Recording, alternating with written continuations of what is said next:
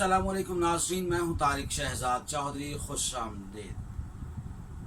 नाज़रीन इकराम। हम आज अपनी नशिस्त के अंदर बाकायदा से खिलाफत उस्मानिया के हवाले से एक गुफ्तगू का आगाज़ करेंगे। नाज़रीन इकराम, आप अर्तुगरुल ड्रामा तो इस वक्त देख ही रहे हैं। जिन लोगों ने उसके 5 सीज़न देखे उन्होंने उसके बाद फिर कुरलिश उस्मान देखा, और कुरलिश उस्मान जो देख रहे हैं वो फिर आहिस्ता आहिस्ता तारीख़ से थोड़ा सा आशना भी होते हैं, और उनके अंदर उस तारीख़ को जो हालात हैं और हवादिस हैं उनको समझने की और उनकी तरतीब जो है उससे आगाह होने की भी बड़ी ज़हनी तौर पर मामला फ़हमी हो रही है, और वो पहले से ज़्यादा बेहतर तरीके से इन चीज़ों को समझ सकते हैं। मैंने अर्ज़ किया था कि जो इब्तदाई हमने जो वीडियोस पे हमने डिस्कशन की थी कि तुर्किस्तान से आगोज़ कबाइल के 12 कबीले जो यहाँ मावरतुन नहर में आए और एशियाई कूचक तक पहुँचे, जो अभी इसीलिए कहते हैं ना कि तुर्की का कुछ हिस्सा जो है वो यूरोप में लगता था। तो ये जो कबाइल थे इन्होंने किस तरह से फिर ये सल्जूक सल्तनत बनी और किस तरह से फिर अब्बासियों के साथ इनका इत्तेहाद रहा, और फिर बाद में जो हमने आखिर में देखा कि वो सलातीन रहे। तो नाज़रीन इकराम, आज बाज़ाबिता तौर पर हम खिलाफत उस्मानिया की तारीख़ का आगाज़ कर रहे हैं, जिसमें हम वो जो 12 गौस के कबाइल थे उनमें से एक कबीला जो है वो कई कबीला जिसके हवाले से हमने बात की थी कि 400 खैमों पे 200 खैमों पे मुश्तमिल वो जो कबीला था, उसी में से सुल्तान के सल्जूक सल्तनत के अंदर नीचे उनके फरमा रवा काम करने वाले लोग और उनके लिए जंगें लड़ने वाले और उनके लिए वफादारी करने वाले सलेमान शाह जैसे उनके फिर आगे साहबजादे अर्तुगरुल जो थे वो अर्तुगरुल सामने आया। अब हम आगे बढ़ते हैं, यहाँ से अर्तुगरुल से आगे बढ़ते हैं ताकि आपको आगे के हालात और हवादिस का ज़रा इल्म हो। तो नाज़रीन इकराम, 1258 यानी कि 656 हिजरी में जो कुरलिश उस्मान जिसके नाम से खिलाफत उस्मानिया कही जाती है, इस हवाले से मैं आपको सुल्तान मोहम्मद फ़ातेह, ये किताब है जी अब्दुल इस्लाम अब्दुल अज़ीज़ की, सफ़ा नंबर 12 पे ये हवाला मौजूद है, और उन्होंने कहा है कि जनाब जो असल में खिलाफत उस्मानिया है वो इन्हीं के नाम से मंसूब है, और ये इनका 656 हिजरी और जो 1258 जो हमारा ईस्वी का जो साल है ये वो ऐसा साल था जब ये कुरलिश उस्मान पैदा हुआ, और ये बहुत ही मशहूर और मारूफ तारीख़ में साल है। उसकी वजह यह है कि इसमें कई हवादिस हुए। इसमें पहला हादसा तो ये है कि मंगोलों ने खिलाफत अब्बासिया की जो बगदाद का जो मुस्तक़र और दारुल हुकूमत था उसकी ईंट से ईंट बजा दी। और इस हवाले से मैं अल-बदाया वल निहाया से सफ़ा नंबर 193, 192 और 13 से आपको मैं जो वाक़यात रकम करता हूँ, तो उसमें लिखा है कि जब मौरख बगदाद से बाहर बगदाद के अंदर पहुँचे तो हालात ये थे कि दरिया भी खून से लाल हुए चल रहे थे। लोगों ने अपनी इज़्ज़तें बचाने के लिए कुओं में छलांगे लगाई, कई लोग छुप गए, लेकिन इन तातारियों ने, जिनको हम मंगोल भी कहते हैं, इन्होंने किसी को छोड़ा नहीं। इन्होंने जुल्म और बर्बरियत और सफाकी और दरिंदगी और कत्ल गारत का वो बाजार गर्म किया कि जिसकी कोई मिसाल शायद बहुत कम है। लाखों मुसलमान इन्होंने कत्ल किए, जिसका दिल चाहा इन्होंने उसको छोड़ा, जिसका दिल नहीं चाहा उसको मारा। लेकिन इन पर जो सबसे ज़्यादा इनको मोहब्बत या प्यार या शफ़क़त या इनको इन्होंने किसी को तहफ़्फ़ुज़ दिया, पनाह दी, तो वो यहूदी और नसरानी थे। इसी हवाले से मैं ये अर्ज़ करता चलूँ कि इन्होंने जो इन हालात से जो फ़ायदा उठाया, आप ये देखेंगे इस तरफ बगदाद की ईंट से ईंट बजाई जा रही है, मुसलमानों का कत्ल हो रहा है, और उधर से देखें आप एशियाई कूचक वाली तरफ से, तो वहाँ से ये इधर तो ज़ोफ़ निकाह नकहत और जो हमारी नक़िबत का एक सिलसिला शुरू हुआ है, और उधर से एक خلافت عثمانیہ کی صورت میں مطلب دائی جو ہے کالا کالا رسول اللہ کا وہ 656 ہجری میں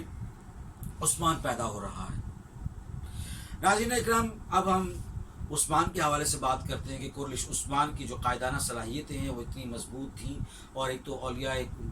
اللہ کا بھی ان پر بڑا جو ہے وہ ان سے رہنمائی حاصل کرتے رہے، اور اس میں شیخ ادب علی کا نام بہت ہی معروف ہے، جو آپ نے شاید پیچھے لوگ اس حوالے سے ترکی کا جو ڈرامہ دیکھ رہے ہیں وہ بھی دیکھ رہے ہیں۔ دوسرا، یہ انصاف پسند اور بڑا ہی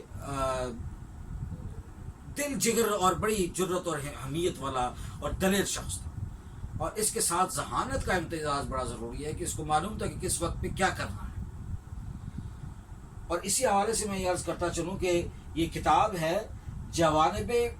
مزیت فی التاریخ العثمانین الترک، اور اس کا صفحہ نمبر 197 ہے، جس کے حوالے سے انہوں نے ان کی قائدانہ صلاحیتوں پر بڑی تفصیل سے لکھا ہے کہ جو حکمت عملی ہے، چونکہ ہم نے اختصار ہے ویڈیوز کے اندر، تو حکمت عملی جو ہے اس کی وجہ سے آگے بڑھتے گئے۔ نمبر 2 جو قائدانہ صلاحیتیں ہیں کہ آپ دیکھیے کہ جو بیزنطینی ریاستوں نے کے جب 1301 میں یہ سارے جو انہوں نے دیکھا نا کہ جب ہلکی ہلکی سی طاقتیں جنگیں بڑھ رہی ہیں، اور ایک دوسرے کے انہوں نے دیکھا کہ خلافت عثمانیہ جو ہے وہ ایک نومولود سی ایک سلطنت جو ہے وہ قائم ہو رہی ہے، تو ان سب نصرانیوں نے آپس میں ایک دوسرے سے نا ایکا کر لیا، جوڑ کر لیا، اکٹھے ہو گئے سارے، اور انہوں نے کہا کہ ہم ان کا خاتمہ کریں گے کیونکہ ان سے ہمیں خطرہ ہے، تو یہ مسلمانوں کی چھوٹی سی طاقت کو بھی ہم برداشت نہیں کریں گے۔ تو انہوں نے ان کے لیے ایک معاہدہ کیا نصرانیوں نے، جو بیزنطینی علاقوں کے اندر جو پائے جانے والے 1301 میں 700 ہجری کے اندر کی یہ بات ہے، اور یہ میں نے کتاب جوانب المزیت التاریخ العثمانی ترک 197 صفحہ کا حوالہ دیا آپ کو۔ اس میں پھر یہ ہوا کہ جب یہ معاہدہ ان کا ہو گیا تو عثمان کو جب خبر ملی، تو اس کی دلیری کا میں جو بتا رہا ہوں کہ قائدانہ صلاحیتیں اور دلیری اور عظمت، کہ اس بندے نے جناب فوری طور پر بغیر کسی دوسری لفظ کے اور بغیر کسی دوسری رائے کے نہ آؤ دیکھا نہ تاؤ دیکھا، اور جناب انہوں نے صلاح میں چھلانگ لگا دی، بجائے اس کی کہ اس پر ان پر حملہ کرتے، جو ہم آج پریمپٹیو اسٹرائک کی ٹرمینالوجی استعمال کرتے ہیں، تو انہوں نے جناب ان پر حملہ کر دیا اور سب کو تتر بتر کر کے ان کی طاقتیں نیست و نابود کر دی۔ تو یہ ایک بہت بڑا فائدہ، اور اس سے دھاک بھی بیٹھ گئی خلافت عثمانیہ کے اس عثمان کورلش عثمان جو تھا، اس سلطان کے حوالے سے ان لوگوں میں دھاک بیٹھ گئی، اور یہ معاملہ پیش ہے۔ پھر حکمت و دانائی کا یہ ہے کہ قیامت الدولت العثمانیہ کے صفحہ نمبر 25 کے حوالے سے میں عرض کرتا چلوں کہ سلجوقی سلطنت کے سلطان علاء الدین، یہ ان کے جو آخری سلطان تھے، تو علاء الدین کو انہوں نے بہت سپورٹ کیا، اور ان کے لیے انہوں نے جنگیں بھی لڑی، اور ان بہت سارے مارکا جات ہے جس کی بڑی تفصیل ہے۔ اس حوالے سے پھر یہ ہوتا ہے کہ ان کو علاء الدین جو ہیں سلجوقی سلطان، ان کی رعیت کے اندر یہ ان کو ایک تو زمینیں بھی ملتی ہیں، اور دوسرا یہ ہے کہ ان کے پہلی مرتبہ سلطنت عثمانیہ جو ہے وہ اپنا سکہ چلاتی ہے، سکہ رائج کرتی ہے، اور اس دور کے حوالے سے جیسے ہم نے کہا کہ جن سے اس طرح کے مجاہدین یا سپہ سالاروں سے جو خلافت کے جو بڑے بزرگ ہوتے تھے اور جو امیر ہوتے تھے، سلطان جب خوش ہوتے تھے تو ان کے نام کا خطبہ پڑھنے کے لیے مسجدوں میں حکم دیا جاتا تھا، شہروں میں خطبہ پڑھا جاتا تھا، تو یہ ان کے نام کے خطبے پڑھے گئے۔ پھر اسی طرح سے میں یہ عرض کرتا چلوں کہ ان کے اندر اخلاص و لحیت جو تھی وہ اتنی مزیدار تھی کہ جو اخلاص اور الہیت جو ہے اس کا پیمانہ اتنا مضبوط ہے، وہ کہتے ہیں نا کہ ولی کی شان یہ ہے کہ اس کو دیکھ کر رب یاد آئے، تو مجاہد کی شان یہ ہے کہ اس کو دیکھ کر دوسرے مجاہد اکٹھے ہو جائیں۔ اور انہوں نے ان کی جرت، دلیری، بہادری اور اس تنتنے کو دیکھ کر اور اس جرت اور استقلال کو دیکھ کر جو باقی مسلمان مجاہدین اور جو درد دل رکھنے والے مسلمان تھے، جنگجو تھے، جو اسی طرح کا کلمہ لا الحق کے لیے نعرہ بلند کرنے والے لوگ تھے، وہ اکٹھے ہوئے۔ تو یوں عثمان نے ان لوگوں کو اکٹھا کیا تو طاقت جو ہے وہ بڑھتی گئی۔ تو ناظرین اکرام یہ سلسلہ ہم ابھی جاری رکھیں گے، اور اپنی اگلی ویڈیو میں ہم آپ کو بتائیں گے کہ مزید کیا خاص تھے اس کی شخصیت کے اندر۔ قریش عثمان کی زندگی کے حوالے سے ہم اور کچھ چند ایک آدھ واقعات پر بات کریں گے، تاکہ ایک سرسری سے جائزہ جو ہے اس شخصیت کے حوالے سے ہو جائے کہ آخر وہ کیا وجہ تھی کہ اس نے بہت کم وقت میں بڑی بڑی کامیابیاں سمیٹیں، اور ایک ایسے وقت میں جب خلافت عثمانیہ عظیم حالی کا شکار ہو چکی تھی، اور پھر بغداد کی اینٹ سے اینٹ بچ چکی تھی، اور ادھر سلجوق ختم ہو چکے تھے۔ تو ان حالات کے اندر جب یہاں ایک نیا جو ہے